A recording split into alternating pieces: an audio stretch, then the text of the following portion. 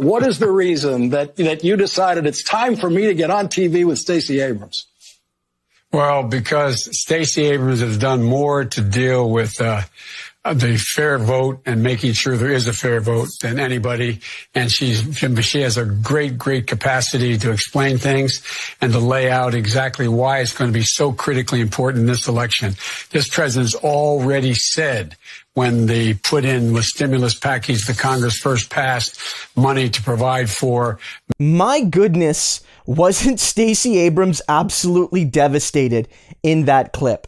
What you saw there was Joe Biden being interviewed by Lawrence O'Donnell on MSNBC a couple nights ago, and he had alongside him Stacey Abrams. And Lawrence O'Donnell was trying to get a sense of why Stacey Abrams was there, because she is considered something of a frontrunner to be Joe Biden's vice presidential running mate. But Biden wouldn't say that. And when he doesn't say that, you see Stacey Abrams' face shift from a smile, a very happy face, to absolute devastation, to extreme disappointment, to almost like she's not feeling well, and she's trying to hide it because she knows that the camera, this national audience, is still looking at her.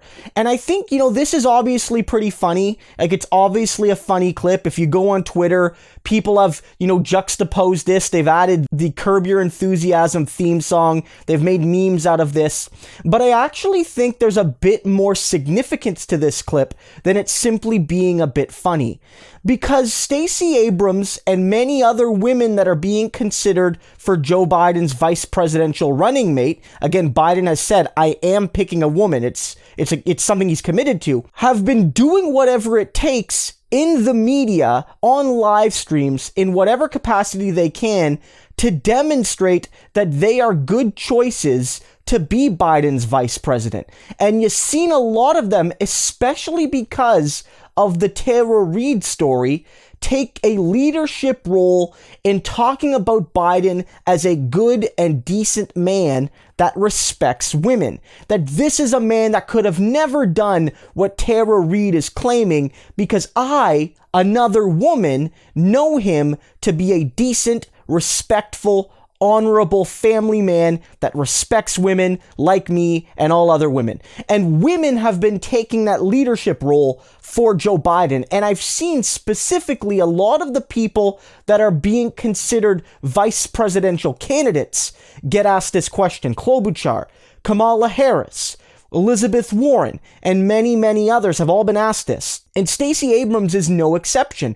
And so, as a lot of opinion pieces have been noting, this is setting up a real trap for all of Biden's potential women vice presidential running mates. Because in essence, they're being put out in front of him like a shield to protect him from these claims, and they're, risking their own integrity, their own political futures, their own morals, and their own, philosophies, just so they can have a lick of the brass ring to maybe be vice president. And because Biden is, not in the best of shape and he's quite elderly, have a, increased chance of becoming president indirectly once Biden does become president, if he's successful in November. And you've seen it so much that, Stacey Abrams in particular has been in media multiple times basically saying that she believes Joe Biden, that Tara Reade isn't credible, and that, Joe Biden's an honorable man and all women deserve to be heard, but, I trust Joe Biden. And she even went as far to lie for Biden about news coverage. I talked about this a few weeks ago when, the New York Times wrote a piece on Biden and Tara Reade. And the piece wasn't great. It wasn't great. There was a lot of major flaws with it. But one thing it didn't do was declare, here is who is right. It didn't say at any point, we ultimately decide that Biden is correct, or we ultimately decide that Tara Reade is correct, or we ultimately think that Tara Reade is credible or uncredible. It was sort of a fact-finding, article. And Stacey Abrams went on CNN with Don Lemon, and she basically said the New York Times article about Biden and Tara Reade found that her story was not credible. And that was such a brazen lie, a brazen distortion of what the New York Times said, that they actually had to come out and say what Stacey Abrams and the Joe Biden campaign are saying about our coverage is false. Now, some people have suggested, Stacey Abrams was following the boilerplate campaign notes from the Biden campaign. But that's not, an excuse. That tells me that this is a woman that's thirsty for the vice presidency, and she's willing to parrot Biden campaign lies on the national media about one of the nation's biggest newspapers just to protect the man that she feels is her indirect ticket to the presidency. And when you see her face there, and maybe I'm reading things into it a little bit, probably a bit, but when you see her face there, I wonder if there was a realization that I'm doing all of this. I'm twisting myself into a pretzel to protect a man who's done awful things, and I might not even get my prize for it. I'm doing all of this, and it might not be for anything at all.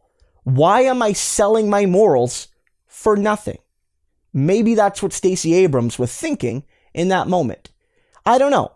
But it certainly does seem like there's more significance here than it being a funny joke. It shows me that there's going to be a ton of women and of the supporters of those women who are disappointed because Biden can only pick one of them, and they're all falling over themselves to lie for Biden, and they're all but one of them going to be disappointed. And I wonder, will these women and their supporters be as ready to lie for Biden about Tara Reade and other things if they're not picked? That's something that remains to be seen. But one thing I do know is that you saw a potential preview of what it's going to be like for all the women that Biden has successfully gotten to lie for him, but won't return the favor with a vice presidential nod. Stay tuned for that.